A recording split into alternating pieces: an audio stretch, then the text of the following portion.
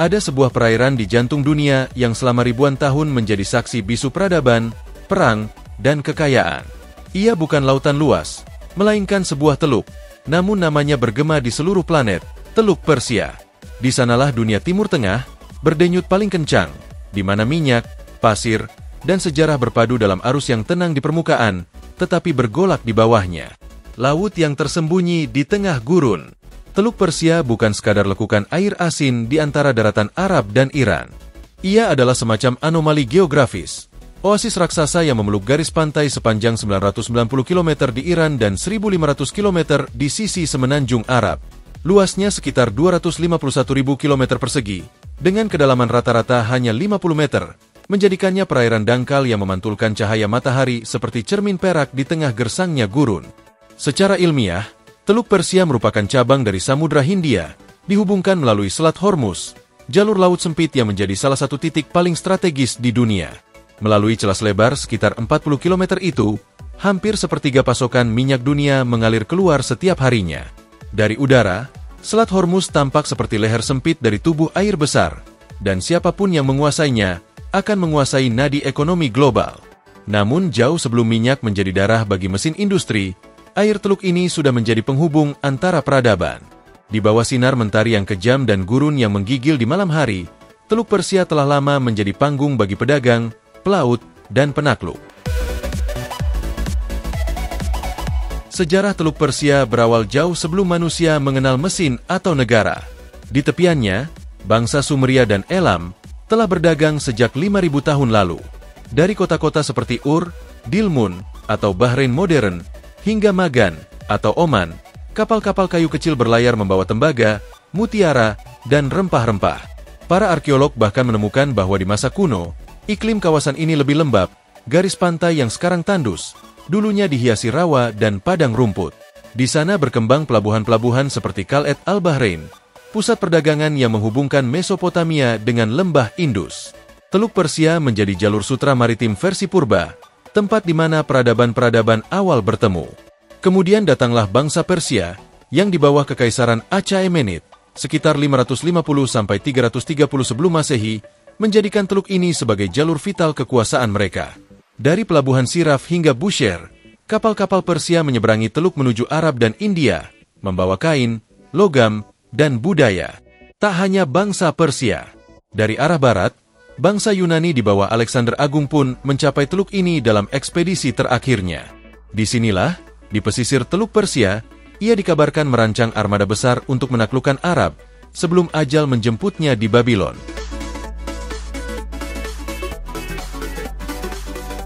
Sebelum minyak ditemukan, mutiara adalah emas putih Teluk Persia. Selama berabad-abad, para penyelam dari Qatar, Bahrain, dan Uni Emirat Arab menyelam ke kedalaman air yang hangat dan keruh demi mencari butiran kecil berharga itu. Dengan hanya mengandalkan paru-paru dan sedikit pelatihan, mereka bisa bertahan di bawah air hingga 2 menit, tanpa alat bantu pernapasan. Industri mutiara ini mencapai puncaknya pada abad ke-19, ketika permintaan dari India, Eropa, dan Asia Timur melonjak. Kota-kota seperti Doha, Manama, dan Kuwait City makmur karenanya. Namun kejayaan itu runtuh setelah munculnya mutiara budidaya Jepang pada awal abad ke-20. Laut tetap sama, tetapi nilai airnya berubah. Secara ekologis, Teluk Persia adalah ekosistem unik. Meskipun salinitasnya sangat tinggi, mencapai 37 hingga 40 bagian per seribu, jauh lebih asin dibanding laut terbuka, teluk ini menjadi rumah bagi lamun, karang, dugong, dan penyu hijau. Musim panas bisa membuat suhu permukaannya mencapai 36 derajat Celcius, menjadikannya salah satu perairan paling panas di dunia. Fenomena angin monsoon juga memainkan peran penting.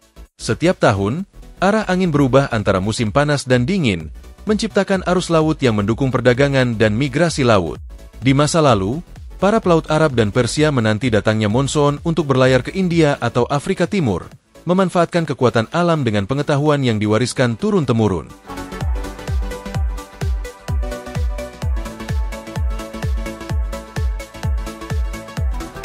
Ketika Islam lahir di Jazirah Arab pada abad ke-7, gelombangnya segera mencapai Teluk Persia.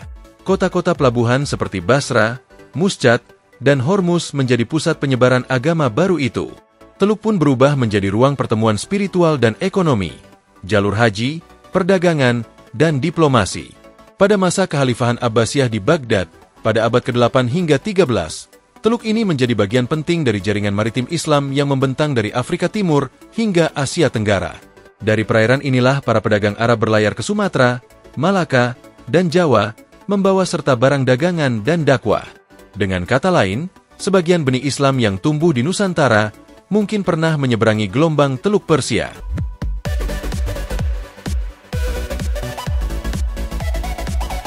Ketika Portugis di bawah komando Alfonso de Albuquerque menaklukkan pelabuhan Hormuz pada 1515, Teluk Persia memasuki babak baru, babak kolonial.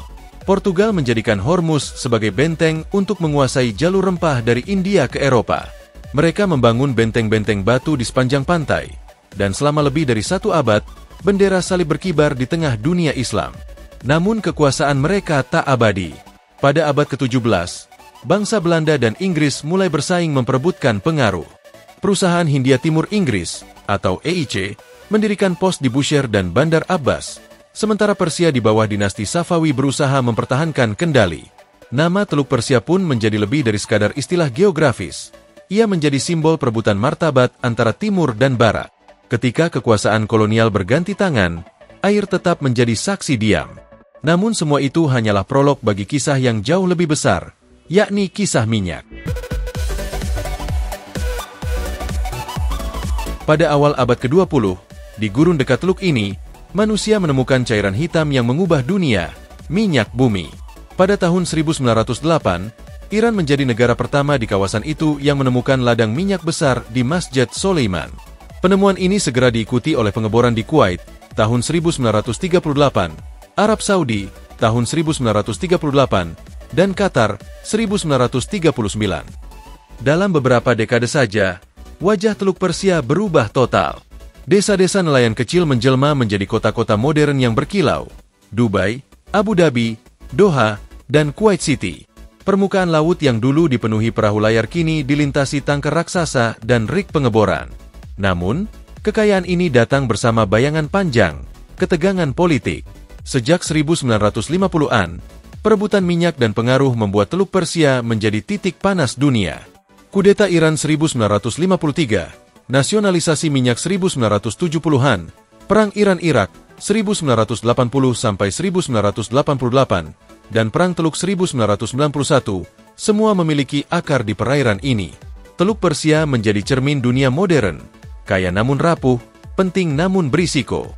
Setiap kali kapal tanker terbakar atau rudal melintas di langitnya, dunia bergetar.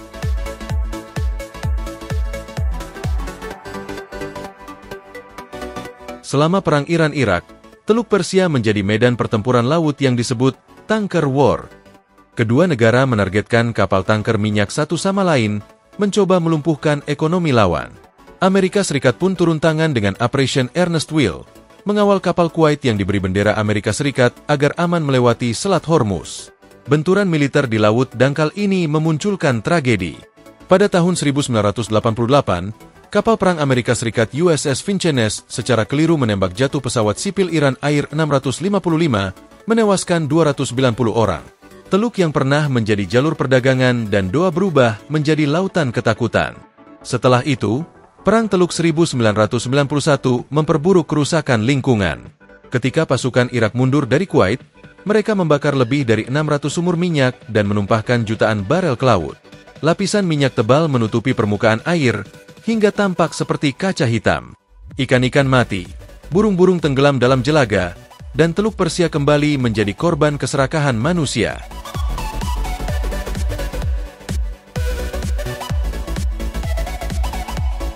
Kini, meskipun perangnya telah mereda, Teluk Persia masih menanggung luka yang dalam. Pemanasan global membuat suhu air meningkat, memutihkan terumbu karang yang tersisa. Desalinasi, proses mengubah air laut menjadi air tawar, menghasilkan limbah garam pekat yang dibuang kembali ke laut, memperparah kadar salinitas. Kapal tanker dan aktivitas pengeboran menyebabkan polusi kronis.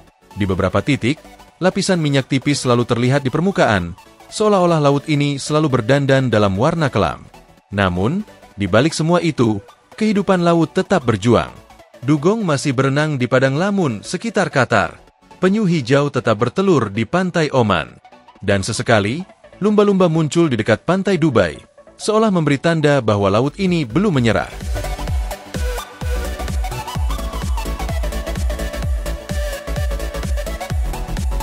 Di tepi Teluk Persia berdiri kota-kota yang menjadi simbol ambisi manusia. Dubai dengan menara Burj Khalifanya membentang seperti oasis futuristik di gurun. Doha, yang dulu hanya perkampungan nelayan, kini menjadi pusat diplomasi dunia dan tuan rumah Piala Dunia 2022. Abu Dhabi, dengan pulau buatan dan Museum Louvre, menjadi lambang kemakmuran minyak yang diubah menjadi budaya. Namun, di balik gedung-gedung kaca dan pusat perbelanjaan, teluk tetap berbisik. Ombak kecil memukul pantai seperti mengingatkan bahwa segalanya berawal dari laut. Disitulah akar kehidupan mereka, bukan pada sumur minyak, melainkan pada air asin yang memberi makan, jalur, dan makna. Persoalan nama, Persia atau Arab, seiring waktu, teluk ini bukan hanya jadi ajang perebutan sumber daya, tapi juga perebutan identitas. Iran dengan bangga mempertahankan nama Teluk Persia, warisan sejarah sejak zaman Achaemenid dan digunakan dalam peta-peta Yunani kuno. Namun sejak tahun 1960-an, beberapa negara Arab mulai menyebutnya Teluk Arab, mencerminkan semangat pan-Arabisme dan rivalitas politik dengan Iran.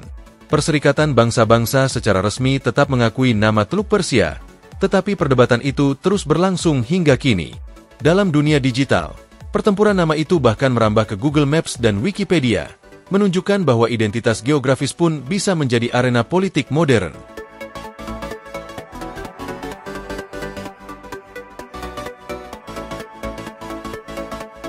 Tak ada tempat di dunia di mana ekonomi global begitu tergantung pada satu perairan seperti di Teluk Persia. Sekitar 20% minyak mentah dunia melewati Selat Hormuz setiap hari. Setiap kali muncul ketegangan, entah kapal diserang, rudal ditembakkan, atau embargo diberlakukan, harga minyak dunia melonjak. Amerika Serikat, Inggris, Prancis, dan Tiongkok semua menjaga kehadiran militer di sekitar teluk ini. Iran di sisi lain, memanfaatkan keunggulan geografisnya di utara selat untuk mengontrol jalur keluar masuk. Keseimbangan di sini begitu rapuh, seolah satu percikan saja bisa membakar dunia. Namun di balik kepentingan geopolitik itu, laut tetap mengalir tenang, seakan tahu bahwa semua yang melintas di atasnya, kapal, bendera, atau kekuasaan, hanyalah sementara.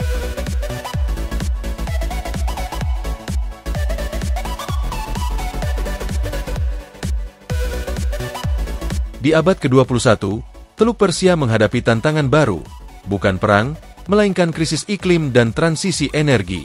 Negara-negara di sekitarnya mulai menyadari bahwa masa depan tak bisa lagi hanya bergantung pada minyak. Arab Saudi meluncurkan proyek Vision 2030, sementara Uni Emirat Arab berinvestasi besar dalam energi surya dan pariwisata.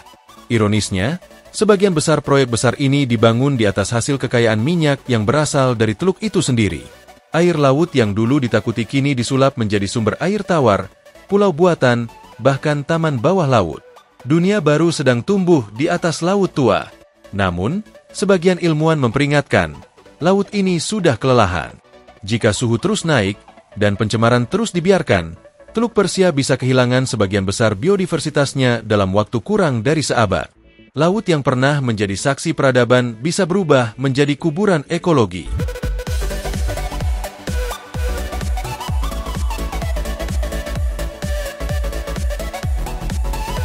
Dan di malam hari, ketika langit timur tengah terbentang dengan bintang yang tak terhalang lampu kota, Teluk Persia tampak seperti cermin raksasa yang memantulkan langit purba. Airnya mungkin keruh, tapi dalam pantulan itu, ada sejarah manusia yang panjang, dari para penyelam mutiara yang bernyanyi di bawah air, hingga kapal tangker raksasa yang berlayar dalam senyap. Setiap ombak membawa kisah, tentang Alexander yang bermimpi menaklukkan, Abu Nawas yang menulis puisi tentang anggur di Basra, penyelam yang kehilangan nyawanya demi sebutir mutiara, dan anak muda Dubai yang kini berselancar di atas jet ski di tempat yang dulu penuh perang. Teluk Persia adalah perpaduan paradoks, laut suci sekaligus laut luka, sumber kehidupan sekaligus sumber konflik, ruang nostalgia dan ambisi. Ia mengingatkan kita bahwa sejarah manusia, seberapapun canggihnya, selalu berawal dan berakhir di air.